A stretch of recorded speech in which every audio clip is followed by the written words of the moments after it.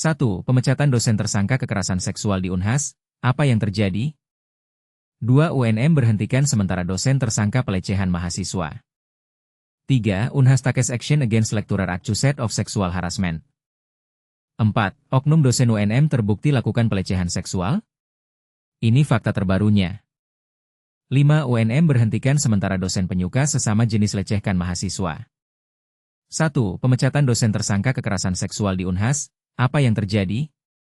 Bayangkan sebuah kasus yang membuat seluruh komunitas akademik berdebat. Seorang dosen di Universitas Hasanuddin, Makassar, kini menjadi tersangka kekerasan seksual, dan proses pemecatannya sedang berjalan. Namun, di balik ini ada pertanyaan besar. Bagaimana sistem perguruan tinggi dan hukum Indonesia benar-benar menangani kasus seperti ini? Mari kita telusuri bersama. Pada 25 September 2024, seorang mahasiswi angkatan 2021 bernama Jadi melaporkan bahwa ia mengalami pelecehan seksual saat melakukan bimbingan skripsi dengan dosen Fakultas Ilmu Budaya, FIB, FS. Kejadian ini akhirnya memicu tindakan dari Satuan Tugas Pencegahan dan Penanganan Kekerasan Seksual, Satgas PPKS, Unhas. Tapi, bagaimana prosesnya berjalan? Apakah sudah cukup cepat untuk menjamin keadilan? Kepala Satgas PPKS Unhas, Farida Patitinggi, menjelaskan bahwa sebelum pelaporan ke polisi, pihak kampus telah mengambil langkah proaktif. Mereka mengirim surat permohonan pemberhentian sementara FS ke Kementerian Pendidikan, Kebudayaan, Riset, dan Teknologi, Kemendiktisaintek. Pasal 267 dari Peraturan Pemerintah Nomor 11 Tahun 2011 tentang Manajemen Pegawai Negeri Sipil, PNS, menjadi dasar hukum untuk langkah ini. Namun, apakah aturan ini benar-benar efektif dalam praktiknya? Atau justru terlalu lambat untuk korban? Proses ini tidak bisa dikecilkan, kata Farida. Setelah hasil penyelidikan polisi dan Satgas PPKS selesai, Rektorat akan mengirimkan rekomendasi ke kementerian untuk pemecatan resmi. Namun, di sini muncul pertanyaan, apakah sistem administratif kampus benar-benar independen dari tekanan eksternal, atau justru masih rentan pada bias kekuasaan? Kampus menegaskan komitmen mereka untuk menindak tegas pelaku kekerasan seksual. Sebelum laporan resmi ke polisi, FS telah dicopot dari jabatannya sebagai Ketua Gugus Penjaminan Mutu dan Peningkatan Reputasi di FIB, serta dihentikan sementara sebagai dosen. Tapi, apakah langkah ini cukup? Banyak yang bertanya, jika dosen tersebut sudah berstatus tersangka, mengapa tidak langsung diberhentikan secara permanen? Di sisi lain, pihak kepolisian juga telah mengambil tindakan. FS kini ditahan di Rutan Tahti, Polda Sulsel, setelah ditetapkan sebagai tersangka. Kasubdit 4 Renakta di Treskrimum Polda Sulsel, Kompol Zaki Sunkar, menjelaskan bahwa FS dijerat dengan pasal 6A dan 6C Undang-Undang Nomor 12 Tahun 2022 tentang tindak pidana kekerasan seksual. Ancaman hukuman maksimal 12 tahun penjara dan denda 300 juta rupiah membuat kasus ini semakin serius. Namun, apakah hukuman ini cukup adil, atau justru terlalu ringan untuk kejahatan berat seperti ini? Tapi di balik semua ini, ada satu hal yang sering diabaikan. Bagaimana korban melanjutkan studinya setelah mengalami trauma? Apakah kampus memberikan dukungan psikologis yang memadai? Juga, apakah kebijakan perguruan tinggi benar-benar melindungi korban, atau justru memprioritaskan reputasi institusi? Ini adalah bagian yang sering terlewat, namun kritis untuk memastikan keadilan. Dan ini adalah bagian yang paling kontroversial. Apakah sistem hukum dan perguruan tinggi benar-benar bekerja bersama untuk melindungi korban, atau justru saling menghindar? Bagaimana Anda melihat peran kampus dalam kasus ini? Apakah langkah yang diambil sudah cukup, atau masih perlu peningkatan? Bagikan pendapat Anda di kolom komentar.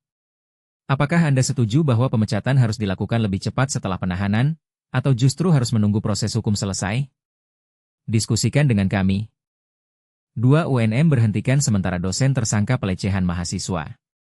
Jakarta, sebuah keputusan tegas telah diambil oleh Universitas Negeri Makassar, UNM, terkait kasus dugaan pelecehan yang mengguncang dunia pendidikan. Bayangkan, seorang tenaga pengajar yang seharusnya menjadi panutan, kini harus menghadapi jerat hukum dan pemberhentian sementara dari jabatannya. Ini adalah pukulan telak bagi kredibilitas institusi, sekaligus pengingat betapa rentannya lingkungan akademik terhadap tindakan tidak bermoral. Secara spesifik, UNM telah mengambil langkah cepat dengan memberhentikan sementara seorang dosen pria berinisial KH. Keputusan drastis ini diambil setelah KH resmi ditetapkan sebagai tersangka dalam kasus pelecehan terhadap mahasiswanya sendiri. Dan inilah bagian yang seringkali luput dari perhatian.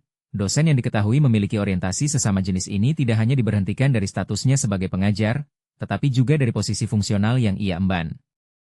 Ini menunjukkan keseriusan UNM dalam menindak setiap pelanggaran etika dan hukum. Melansir informasi dari Detik Sulsel, keputusan krusial ini tertuang dalam Surat Keputusan, SK, Rektor UNM bernomor 8141 UN 36 KP 2025, yang diterbitkan pada tanggal 10 Juli 2025. Yang menarik, SK ini ditandatangani langsung oleh Rektor UNM, Bapak Kartajayadi, menunjukkan bahwa keputusan ini datang dari pucuk pimpinan tertinggi universitas. Jadi, kami sudah membebaskan sementara KH dari jabatannya sebagai dosen di Fakultas Ilmu Sosial dan Hukum, FSH, UNM, jelas Rektor Kartajayadi dalam keterangannya pada hari Jumat, 11 Juli 2026.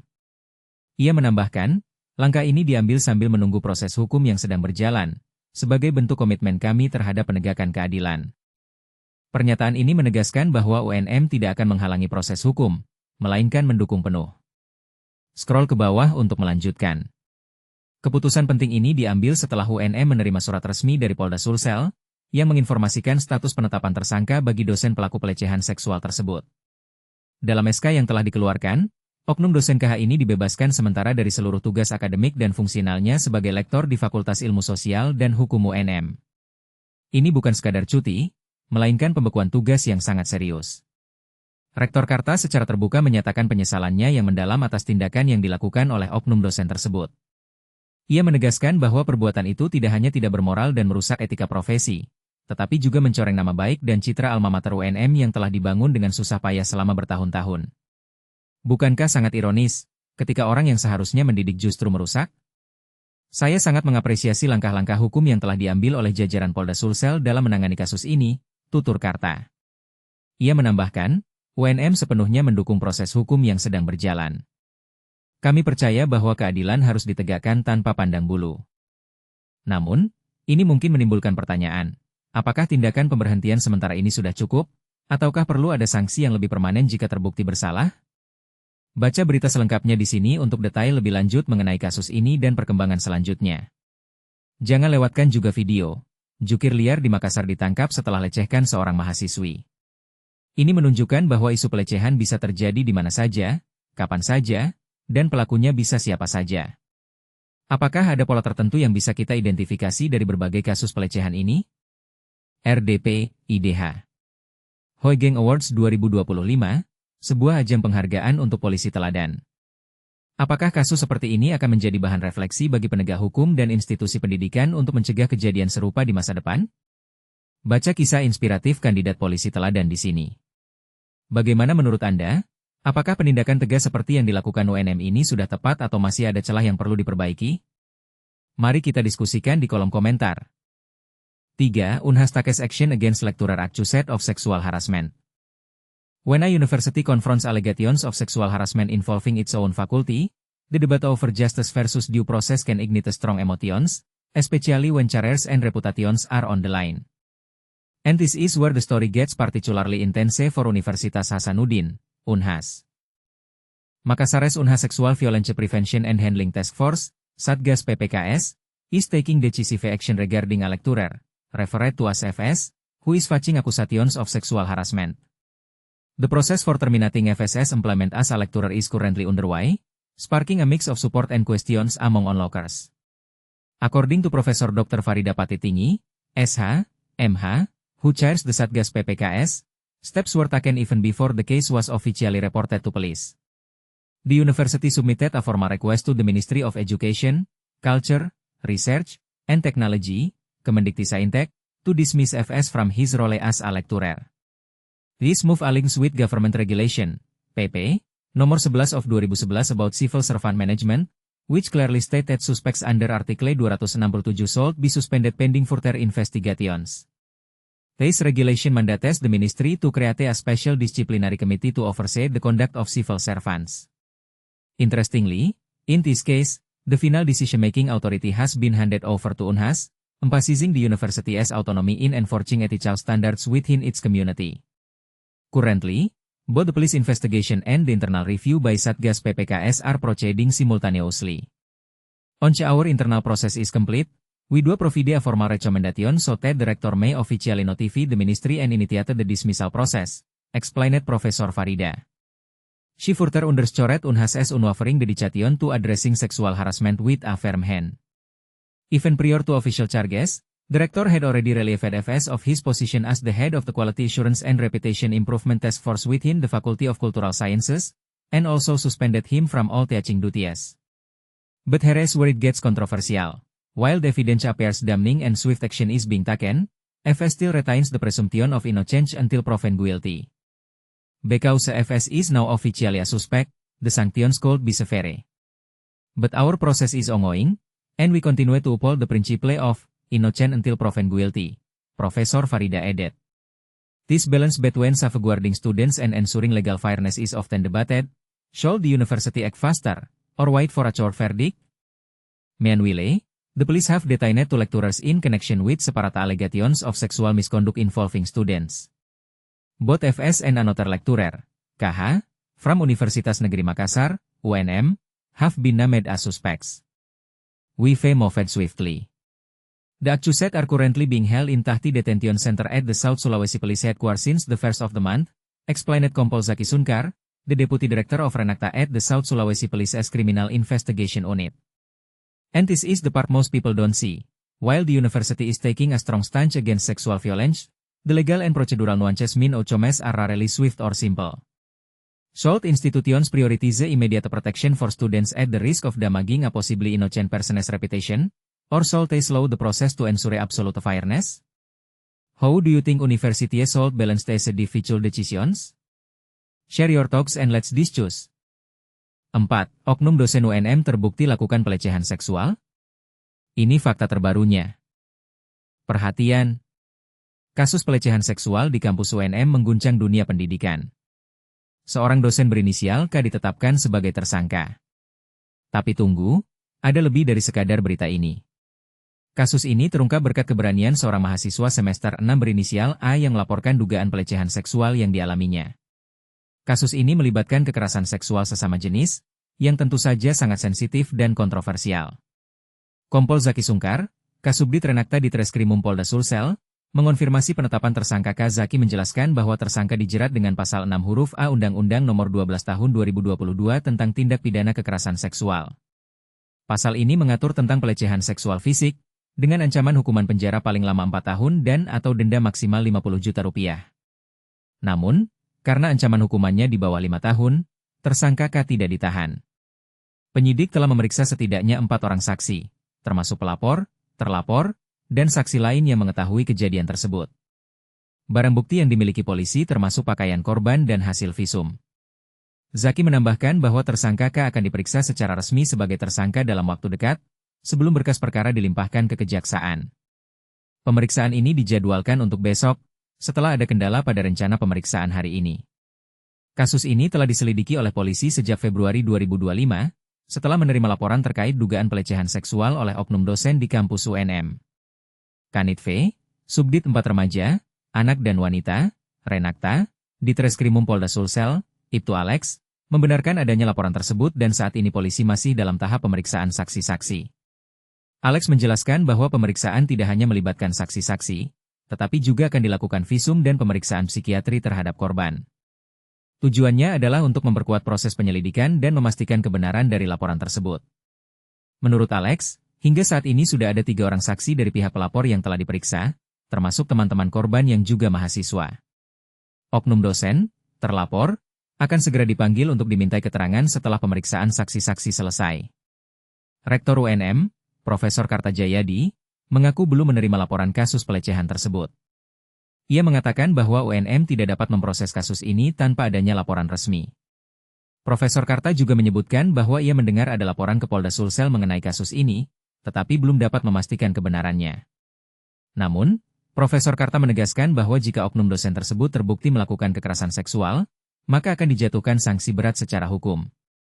Bagaimana menurut Anda? Apakah kasus ini perlu mendapat perhatian lebih dari pihak universitas dan aparat hukum? Apakah ada langkah-langkah yang perlu diambil untuk mencegah kasus serupa di masa depan? Silakan bagikan pendapat Anda di kolom komentar. 5. UNM berhentikan sementara dosen penyuka sesama jenis lecehkan mahasiswa. Kasus pelecehan seksual yang melibatkan seorang dosen di Universitas Negeri Makassar, UNM, telah memicu gelombang kemarahan dan perdebatan. Namun, ini bukan hanya tentang tindakan tidak bermoral seorang pendidik terhadap mahasiswanya. Ada lebih banyak hal yang perlu kita pahami bersama, terutama bagaimana institusi besar seperti UNM menangani situasi pelik semacam ini. Bagaimana jika keputusan mereka juga menuai kritik? Mari kita gali lebih dalam. Universitas Negeri Makassar, UNM, akhirnya mengambil langkah tegas dengan memberhentikan sementara seorang dosen berinisial KH.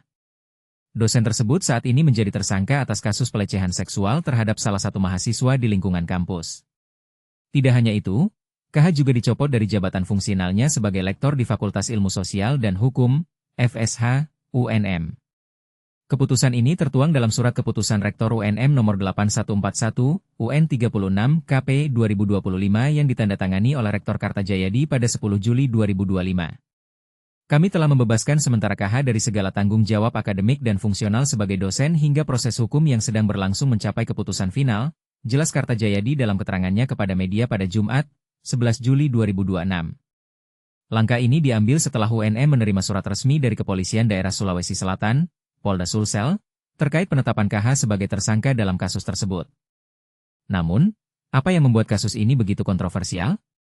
Pertama, perbuatan KH dinilai tidak hanya melanggar norma moral tetapi juga merusak reputasi UNM sebagai institusi pendidikan tinggi yang dihormati. Saya sangat menyesalkan tindakan oknum tersebut karena telah mencoreng nama baik alma mater kita, tambah Karta. Pernyataan ini menunjukkan betapa seriusnya UNM dalam menjaga integritas institusi meskipun harus mengorbankan salah satu staf pengajarnya. Lalu, bagaimana kronologi kejadian ini? Berdasarkan laporan polisi, KH, yang diketahui memiliki preferensi orientasi seksual sesama jenis, diduga melakukan pelecehan terhadap seorang mahasiswa berinisial A. Insiden tersebut terjadi ketika korban dipanggil untuk mengikuti ujian susulan di kediaman sang dosen. Saat itulah, KH meminta korban untuk memijat tubuhnya, yang kemudian berujung pada tindakan pelecehan fisik serius. Kompol Zaki Sunkar, Kasubdit 4 Renakta di Treskrimum Polda Sulsel, menjelaskan detail kasus ini kepada Detik Sulsel pada Kamis, 3 Juli. Menurutnya, korban awalnya diminta untuk memijat area tubuh pelaku, namun tindakan tersebut berkembang menjadi sentuhan tidak pantas yang melibatkan bagian sensitif tubuh korban. Akibat perbuatannya, KH kini dijerat dengan Undang-Undang Nomor 12 Tahun 2022 tentang Tindak Pidana Kekerasan Seksual, UU TPKS, tepatnya pasal 6 huruf A dan huruf C. Pelaku terancam hukuman maksimal 12 tahun penjara serta denda sebesar 300 juta rupiah. Namun, inilah bagian yang seringkali luput dari perhatian. Apakah preferensi seksual seseorang dapat dijadikan alasan atau bahkan pembenaran untuk tindakan kriminal seperti ini? Meskipun orientasi seksual KH menjadi sorotan publik, penting untuk diingat bahwa masalah utama di sini adalah pelanggaran etika profesional dan hukum pidana.